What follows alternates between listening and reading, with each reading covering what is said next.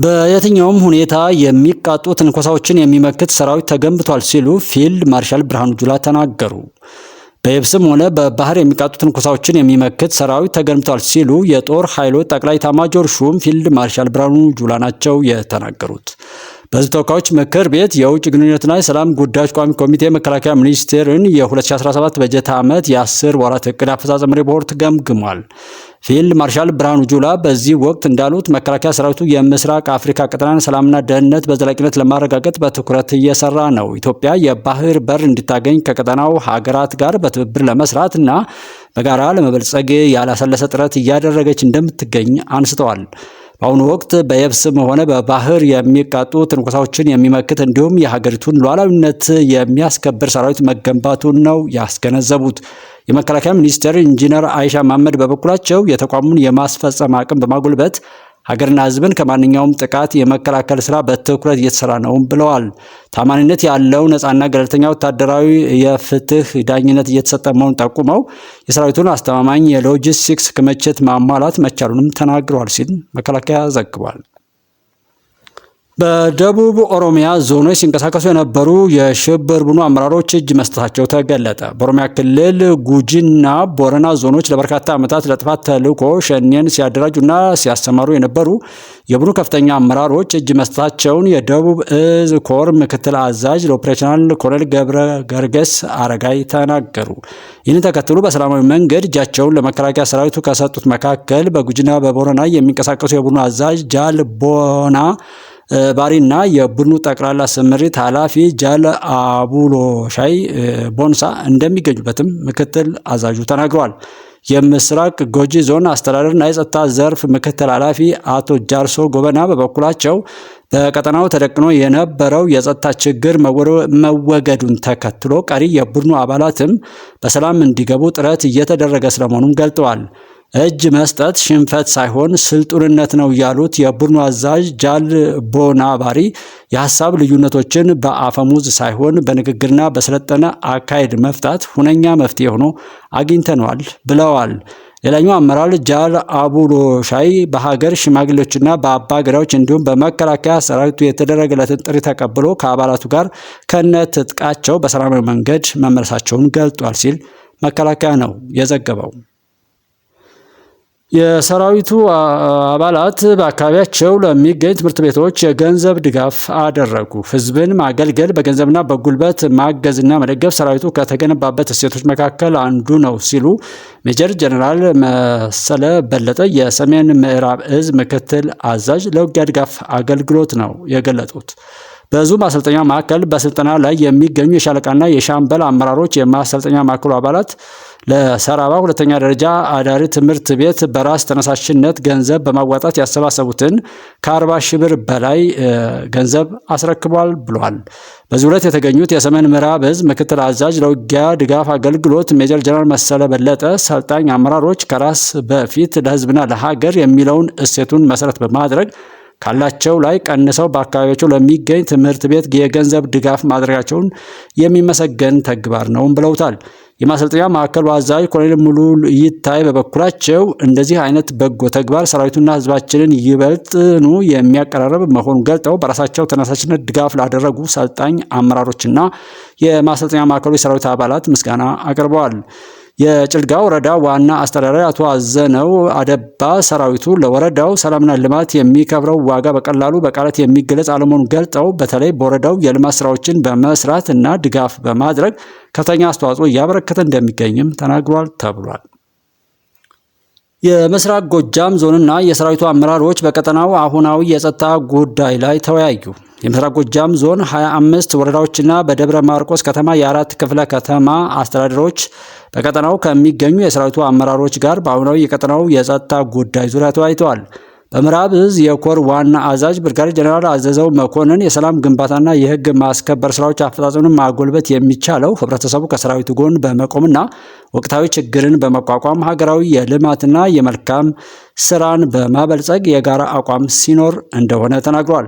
የምስራቅ ጎጃም ዞን ዋና አስተዳዳሪ አቶ ኑሩልኝ አባተ በበኩላቸው በየወረዳው የጸጥታ ኃይል በማደራጀት በቀጠናው ካለው ሰራዊት ጋር በማስተሳሰር የጽንፈኛውን አከርካሪ በመምታት የመዋጋት አቅሙን በማሳጣት በጠላት ላይ ሰብአዊና ማቴሪያላዊ ኪሳራ ማድረስ እንደተቻለ ገልጠው በቀጣይም የጸጥታ ኃይሉ ከህብረተሰቡ ጋር ይበልጥ ጥምረት በመፍጠር የሚሽሎከለከውን ጽንፈኛ የማጽዳት ስራ መቀጠል እንደሚገባም ገልጧል ሲል መከላከያ ነው የዘገበው። የመንግስታቱ ድርጅት የእርዳታ ማስተባበሪያ ጽሕፈት ቤት የምዕራብ ትግራይ አካባቢዎችን አከርካሪ ብሏል በሚል ተቃውሞ ቀረበበት። የመንግስታቱ ድርጅት የእርዳታ ማስተባበሪያ ጽሕፈት ቤት የምዕራብ ትግራይ አካባቢዎችን አከራካሪ ናቸው ብሏል በሚል ተቃውሞ ቀረበበት። የተባበሩት መንግስታት ድርጅት የሰብአዊ እርዳታ ማስተባበሪያ ጽሕፈት ቤት አዲስ ባወጣው ዓመታዊ ሪፖርት የምዕራብ ትግራይ አካባቢዎችን አከራካሪ ሲል ጠርቷል ሲሉ በትግራይ የሚንቀሳቀሱ ሲቪል ማህበራትና ፖለቲካዊ ፓርቲዎች ናቸው የተቃወሙት።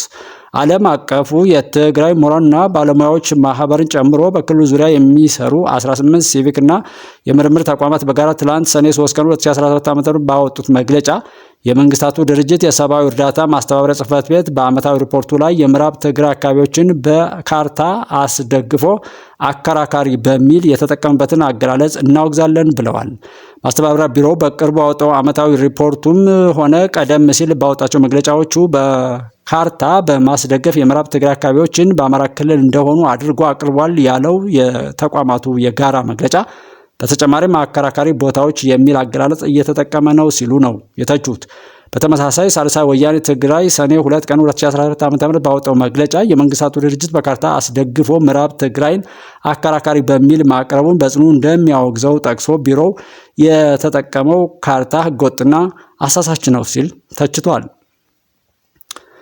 ኦነግና ኦፌኮ በቀጣዩ ዓመት ምርጫ በሚደረገው ጠቅላላ ምርጫ ለመሳተፍ የሚያስችል አቋም ላይ እንዳልሆኑ ገለጡ። ኦነግና ኦፌኮ በተለያዩ አካባቢዎች የሚካሄዱት ግጭት ብቻ ምርጫውን ላለማድረግ በምክንያትነት ሊጠቅሱ እንደሚችሉ መጥቀሳቸውን ቢቢሲ ነው በዘገባው ያመላከተው። ፓርቲዎቹ ከቦታ ቦታ ተንቀሳቅሰው ህዝባዊ ውይይቶችንና የምርጫ ቅስቀሳ ማድረግ እንደማይችሉና መንግስት ከፍተኛ ጫና እንደሚያደርስባቸው ገልጸዋል ተብሏል። የኦፌኮ ሊቀመንበር ፕሮፌሰር መራራ ጉዲና ነባር ችግሮች ሳይፈቱ ምርጫ ከተካሄደ አገሪቱን ወደ ባሰ ትርምስ ይከታታል በማለት ማስጠንቀቂያዎችን በዘገባው ጠቅሷል። ቦርዱ ለምርጫ ቅድመ ዝግጅት ያደረገ መሆኑንና ምርጫውም በተቀመጠለት የጊዜ ሰሌዳ እንደሚያከናውንም ሰሞኑን አስታውቀው ነበር።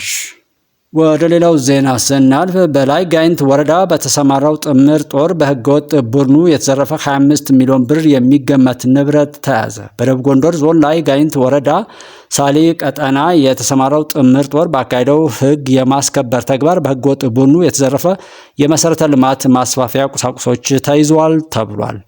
ህገወጥ ቡድኑ ከነፋስ መውጫ ከተማ ደብረ ታቦር ባለው ዋና መንገድ የሚጓዙ ተሽከርካሪዎች፣ አሽከርካሪዎችና ተጓዦችን እያገተ የዝርፊያ ወንጀል ሲፈጽም ቆይቷል። የሀገር መከላከያ ሰራዊት ከወረዳው የጸጥታ መዋቅርና ከአካባቢው ማህበረሰብ ጋር በመቀናጀት በቀጠናው እየወሰደ ባለው ህግ የማስከበር እርምጃ 25 ሚሊዮን ብር የሚገመት የውሃ መሰረተ ልማት ማስፋፊያ ፓምፖች፣ ኬብሎችና ልዩ ልዩ ቁሳቁሶች ከህገወጥ ቡድኑ መሪ አይናለም ጥላሁን ቤት ተይዟል ብሏል።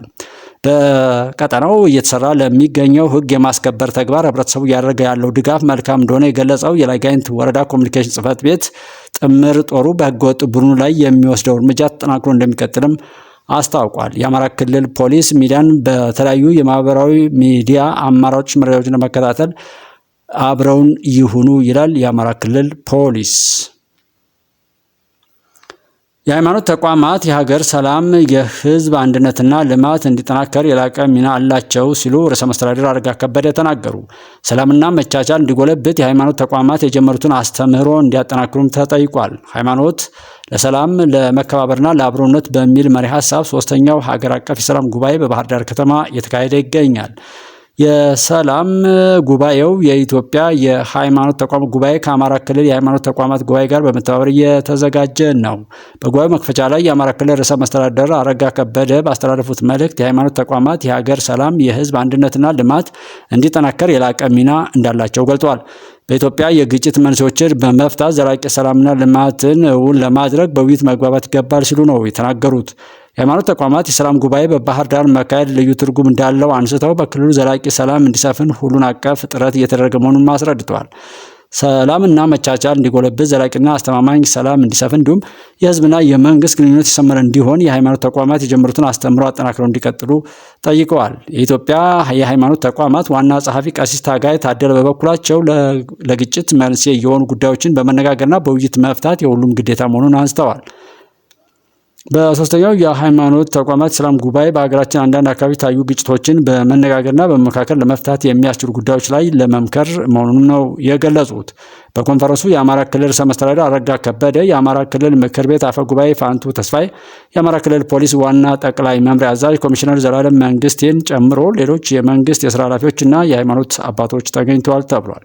የሰላም ጉባኤው ከዛሬ ጀምሮ ለ2 ቀናት የሚቆይ ሲሆን ዘላቂ ሰላምን ለማጽናት የሚኖረው ሚና የላቀ ነው መባሉን ከፋና ብሮድካስት ኮርፖሬሽን ያገኘነው መረጃ ያመለክታል ተብሏል።